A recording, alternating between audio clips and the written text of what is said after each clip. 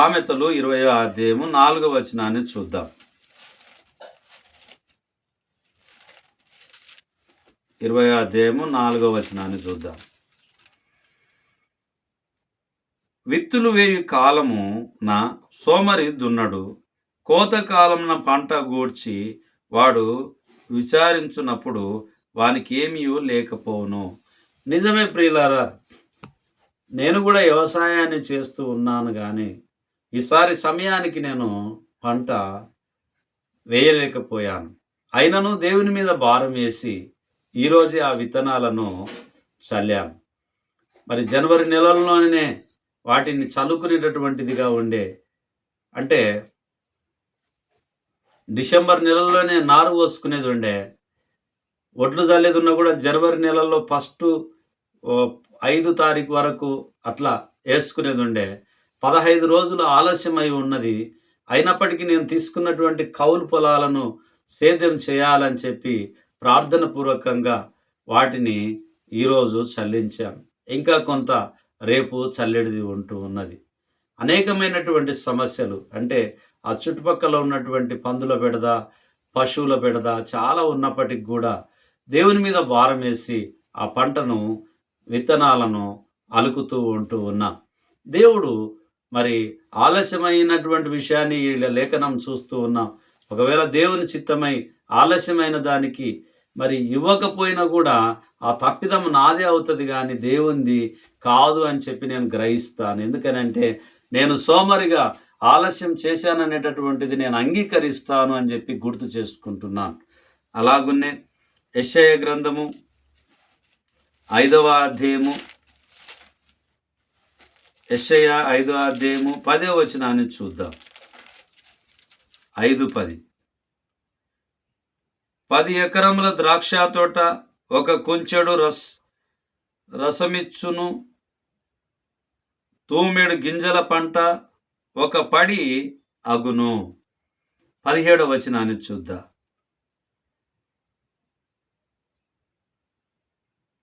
అది మేత వీడుగా నుండును, గొర్రె పిల్లలు అచ్చట మేయును, గర్వించిన వారి బీడు భూమిని విదేశీయులైన కాపర్లు అనుభవింతురు. 11వ వచనాన్ని చూద్దాం. మద్యము త్రాగుదామని వేకువనే లేచి ద్రాక్షారసము తమకు మంట పుట్టించు వరకు, చాలా రాత్రి వరకు పానము చేయు వారికి శ్రమ. దేవుని వాక్యం గుర్తు చేస్తూ ఉన్నది. మరి సమయానికి పంట విత్తనాలు వేయాలి, వేసిన దాన్ని భద్రం చేసుకోవాలి, సోమరిగా ఉండవద్దు. అలాగునే మాట ప్రకారంగా, దేవుని చిత్త ప్రకారంగా మనము జరిగించాలని చెప్పి గుర్తు చేస్తూ ఉంటూ ఉన్నది వాక్యం. ఇర్మియా గ్రంథము 9వ అధ్యాయము 22వ వచనాన్ని చూద్దాం. 17 నుంచి చూద్దాం. సైన్యములకు అధిపతి అగు యెహోవా ఇలాగు సెలవిచ్చుచున్నాడు, ఆలోచింపుడి, రోదనము చేయు స్త్రీలను కనుగొనుడి, వారిని పిలువనంపుడి, తెలివిగల స్త్రీలను కనుగొనుడి, వారిని పిలువనంపుడి. మన కన్నులు కన్నీళ్లు విడుచున్నట్లుగాను, మన కనురెప్పల నుండి నీళ్లు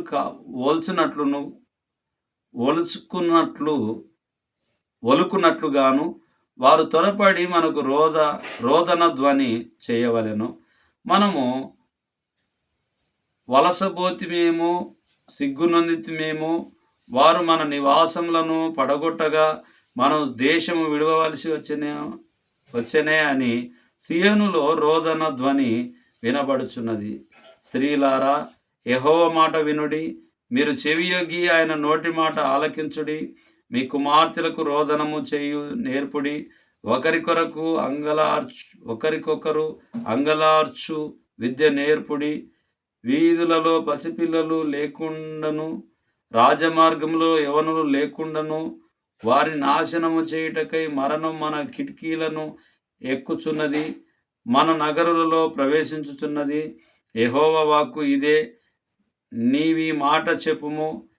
చేల మీద పెట్టుబడులు బడునట్లు పంట కోయు వాని వెనక పిడికిలి పడునట్లు ఎవడును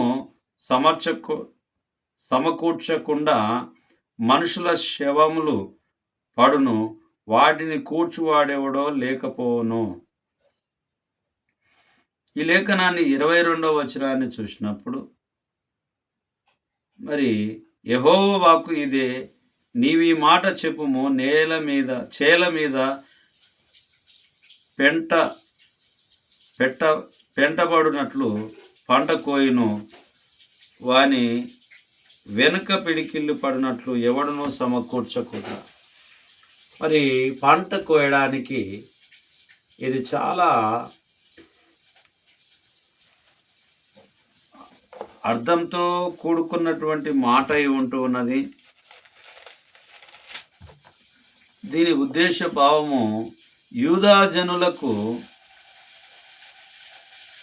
తన జనుల పాపములను తలంచుకొని ప్రవక్తను విలపించుచున్నాడు.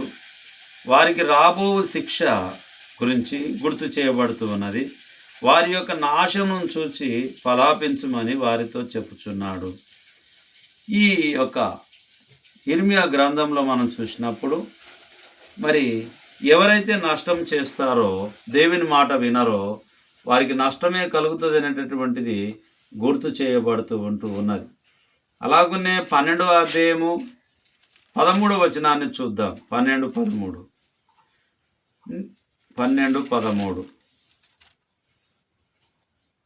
జనులు గోధుమలు చల్లి ముండ్ల పంట కోయుదురు, వారు అలసట పడుచున్నారు గాని ప్రయోజనం లేకపోయెను. యెహోవా కోపాగ్ని వలన కోతకు పంట లేక మీరు సిగ్గుపడుదురు. దేవుని మాటకు గౌరవించినటువంటి వారందరికీ పంట ఉండదు అని చెప్పి దేవుని వాక్యం గుర్తు చేయబడుతూ ఉన్నది. యెహెజ్కేలు గ్రంథము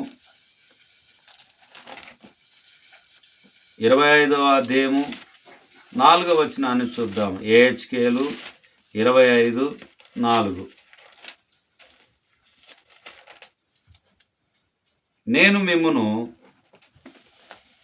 తూర్పున నుండి మనుషులకు స్వాస్థ్యంగా అప్పగించెదను, వారు తమ డేరాలను మీ దేశంలో వేసి మీ మధ్య కాపురముందురు, వారు మీ పంటలు తిందురు, మీ పాలు త్రాగుదురు.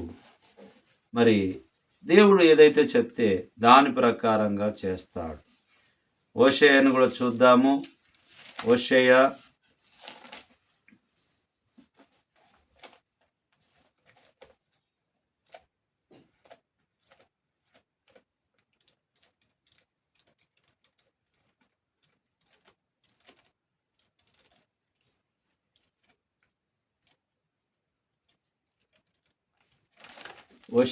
8వ అధ్యాయము 7వ వచనాన్ని చూద్దాం. ప్రియులారా, వారు గాలిని విత్తి ఉన్నారు గనక పలయ వాయువు వారికి కోతయగును. విత్తినది పైరు కాదు, మొలక కాదు, పంట ఎత్తినది అది పంటకు వచ్చిన ఎడల అన్యులు దాన్ని తినివేతురు. మరి ఈ 8వ అధ్యాయం హోషేయలో మనం చూస్తే ఇశ్రాయేలీల యూదుల భక్తిహీనత, విగ్రహారాధన నిమిత్తం వారికి నాశనం వచ్చునని హెచ్చరిక. దేవునికి అవిధేయత కలిగినటువంటి ఆలోచన మనం ఎప్పుడైతే చేస్తే అది మనకు నష్టము కలిగిస్తుంది అని చెప్పి గుర్తు చేయబడుతూ ఉన్నది. మనము దేవుని మాట ప్రకారంగా బీదలకు ఇచ్చేవారిగా, లేవీలకు ఇచ్చేవారిగా, యాజకులకు ఇచ్చేవారిగా, దేవునికి ఇచ్చేవారిగా, పరదేశులకు ఇచ్చేవారిగా, మరి మనము ఇతరులను ప్రేమతో చూసేటటువంటి వారిగా మనం ఉండాలి.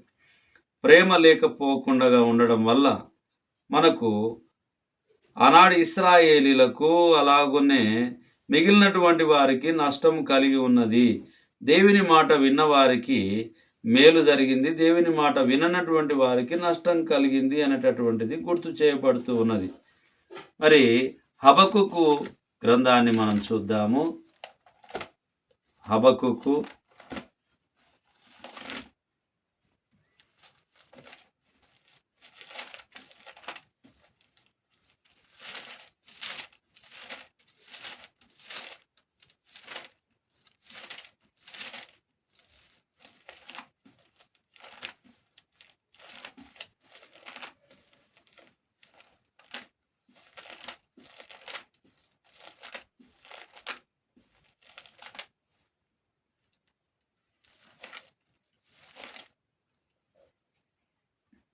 హబక్కుకు 3వ అధ్యాయము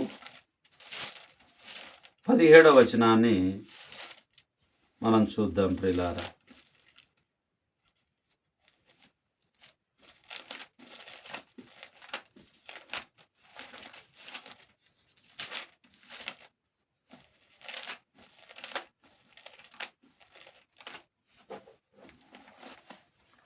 మూడో అధ్యాయము 17వ వచనాన్ని మనం జ్ఞాపకం చేసుకొని ఈ యొక్క వాక్య భాగాన్ని పాత నిబంధనలో ఇవ్వబడినటువంటి విషయాలను మనము ముగించుకుందాము.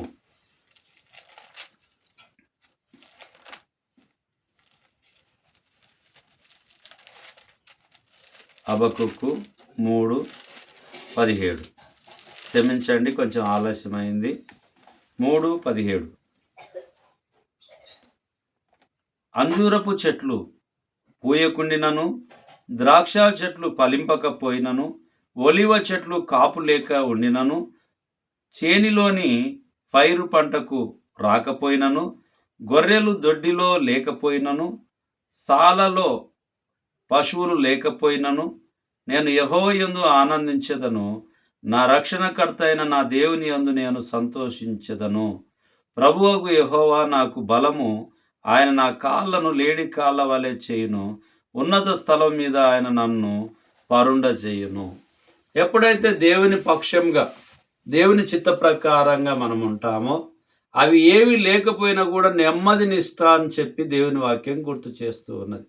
హబక్కుకు 3:17 నుంచి మనం చూస్తే, ఆయన మనకు లేడి కాళ్ళ వలెగా గంతులు వేయడానికి మనకు కృపను చూపిస్తాడని గుర్తు చేయబడుతూ ఉన్నది. కాబట్టి ప్రియమైనటువంటి సహోదరి సహోదరులారా, పాత నిబంధనలో ఉన్నటువంటి విషయాలను ఈ రాత్రి కాలమందు పంట విషయంలో, పాత నిబంధనలో ఏవైతే ఉన్నాయో ఆ పంట విషయంలో మనం గుర్తు చేసుకుంటూ ఉన్నాం. మరి కొత్త నిబంధనలో కూడా మరి పంట విషయంలో మనం ఇప్పుడు చూడబోతూ ఉన్నాం. అంతకుముందు మనం ప్రార్థన చేసుకుందాం. ప్రార్థనకు ముందు దేవుని వాక్యం ఏదైతే చెప్తుందో వాక్య ప్రకారంగా మనం ముందుకు వెళ్దాం. ప్రార్థన చేసుకుందాం. సర్వ సృష్టికి కారణభూతుడైన మా ప్రియ పరలోకపు తండ్రి, మీ పరిశుద్ధమైన నామాన్ని బట్టి మీకు వందనాలు చెల్లించుకుంటున్నాం. మీ చిత్తం మా పట్ల నెరవేర్చి దీవించమని, ఆశీర్వదించమని, మా కష్టార్జితాన్ని మీరు ఆశీర్వదించమని, పంటలను మీరు ఆశీర్వదించమని, మీ మాటను వినడానికి మంచి మనసును మాకు దయచేయమని, తొట్టిలను ప్రతిసారి మాకు హెచ్చరిక చేయము, బుద్ధి చెప్పుము, సరిచేయము, మా పంటలను దీవించి ఆశీర్వదించమని. నాయన, మీరు కృప కలిగిన దేవుడై ఉంటున్నారు. సమృద్ధి అయినటువంటి పంటను ఇవ్వగలడానికి మా ప్రవర్తన, మా పద్ధతులు, మా ఆలోచనలు మా పంటకు అడ్డమై ఉంటూ ఉన్నాయి. కాబట్టి మీ వాక్యానుసారమైనటువంటి మాటల్ని మేము చేయులాగున మంచి మనసును, అలాగనే వాటిని చేసి మంచి పంటను, నూరంతల పంటను మేము కోసుకోవడానికి మీరు ఆశీర్వదించమని, మీ చిత్తం మేము జరిగించలాగిన సహాయం చేయమని ఈ మనవులు మీ కుమారుడు, మా ప్రాణరక్షకుడు నజరేయుడైన యేసుక్రీస్తు అతి పరిశుద్ధమైన నామంలో బ్రతిమాలి అడిగి వేడుకొని ప్రార్థించుచున్నాము తండ్రి. ఆమేన్. ఆమేన్. అందరికి ప్రభువు నామమున వందనాలు.